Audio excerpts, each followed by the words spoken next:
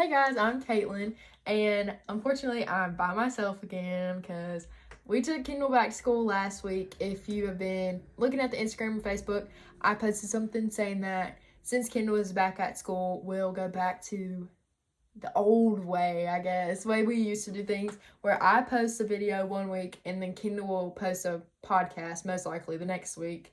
So you'll only be seeing us one on one, but if you've listened to the podcast, I think it was 2 weeks ago now, but if you haven't listened to it, go listen to it because it was the last one that we got to do together, which was sad. But we talked about rest and how I have slowly but surely been figuring out how important that is. I said that my wallpaper on my phone, it says the rest is just as important as the work. And so we talked about rest last week. This week, I wanted to talk a little bit about the work because they go hand in hand. Like, you rest so that you can work and you rest after you work. Like, it just goes together. But I try to be very transparent on here about what I'm going through, just kind of talking, not like some sermon, whatever. I have notes on my phone so I don't get off track here, but it's just sort of some of my thoughts that I've felt like I needed to share with somebody, and you guys are my people. So I just wanted to share some things that have been on my mind lately. I have been very much struggling. I can portray myself one way and I can be completely different in real life. So last week when we were talking about the rest, that was something that I've very much been struggling with. I don't know if it's my personality, but I'm very, very bad at just doing nothing. And my mom probably just laughed at me because she will disagree. But I swear, like, I just always feel like I have to be doing something productive. Like, or I feel guilty about it. Like, it's a very real thing. I feel like I'm wasting my time if I'm just not doing something productive all the time. And so the rest has been something that I've been really struggling with.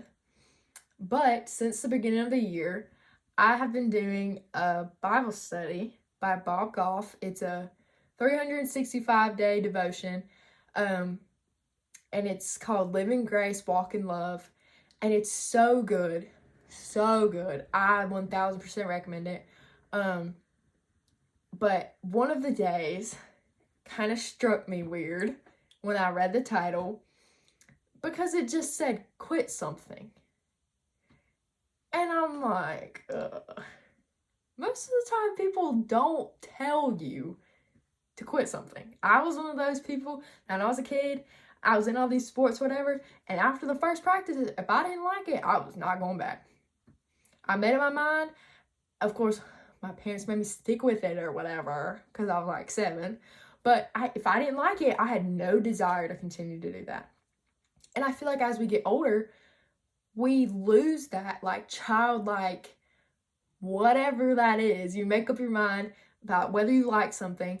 And if you don't like it, if it doesn't bring you joy, then you stop. And as you get older, we've sort of just learned that you suck it up. You deal with it. You do it anyway. You don't want to be a quitter because it shows weakness. And so the older you get, I feel like the more that goes away. And so now, the point that I'm at in my life, I'm like, my class load is a lot. I've had a lot of work, and I'm piling a lot of stuff on top of that. And the solution, obvious solution, when I was talking to my mom about this, was why don't you drop something? And I was like, oh, no, I can't do that. That is not an option. I am not going to be a quitter. I'm fine. I can handle it. Even if I don't like it, even if it consumes so much of my time and is stealing me away from things that I do like, I'm not going to quit. Because, I can handle it. I'm fine. And the older we get, I feel like the more true that becomes.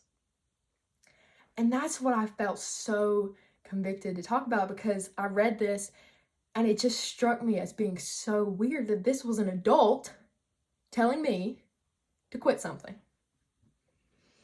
And basically, he was saying, if it doesn't bring you joy or lead you to Jesus, we have been given permission to quit. Get rid of it. Eliminate it completely from our lives. And I would like to clarify, I'm not telling you to quit your job. I'm not telling you to drop out of school. Don't listen to me. I'm saying mentally, spiritually, like maybe for me, my quitting something was social media.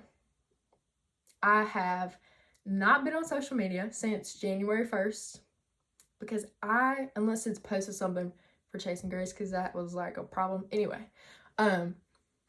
it didn't bring me any joy, any satisfaction. I constantly found myself comparing my life to these people that I don't even know on the internet, and it was robbing me of my joy. So for me, my quitting something was completely quitting social media, and it is the best thing I've ever done. Best thing I've ever done. I have no desire to get back on there because I've seen the other side of that when I did quit something, and it brought me so much more joy than I thought it would.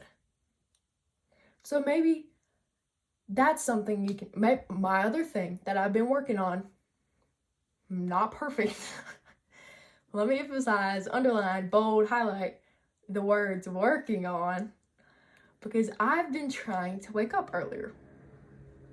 I'm a teenager. I love to sleep.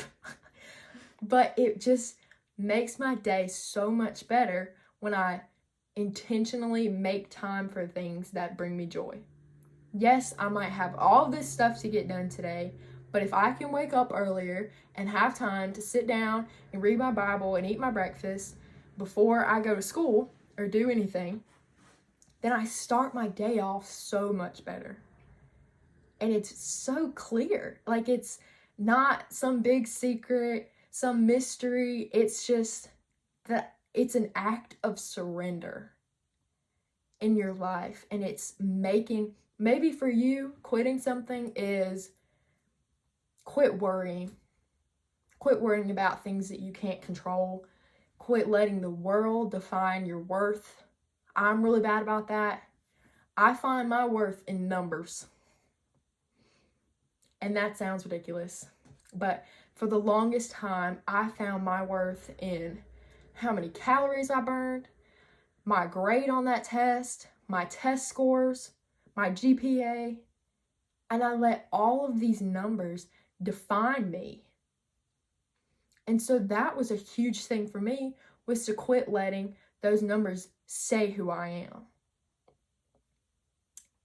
Because I'm more than a number. And it took me so long to realize that, but it seems like, duh, like kind of moment. And maybe for you, quitting something is quit saying yes to everything. I'm bad about that too. Like, I just pile on so much stuff that it breaks me. And you break underneath the weight of all of these responsibilities and things that you just can't say no to. And I'm not saying to close yourself off from opportunities. That's not what I'm saying. But if you're like a people pleaser like me, and you just are always like, well, yeah, I think I could probably do that. Maybe that's something that you need to stop and take a minute and say, can I? Can I really? And if you honestly can say, okay, I can handle that, then say yes. And it's just this inner self-reflection of, what do I need to quit doing?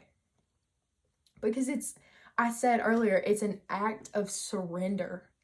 And it makes you so vulnerable. But you're saying, you're at the feet of God saying, I give this to you. And I'm not in control of it anymore. And I want to see the fruits of where this leads when I give up control. And I wrote this down. I was thinking about it earlier when I was trying to figure out what I was going to talk about, trying to get my thoughts into line.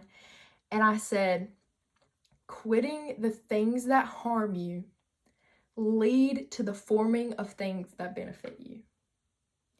And it's so true. You can do a 30-day trial if you want to, free trial. Try it for 30 days. If you don't like it, send it back. Quit it because I told you to quit something. But just in your life, try to figure out what doesn't bring you joy and what doesn't lead you to Jesus. Because I promise if you quit those things, it'll lead to better things.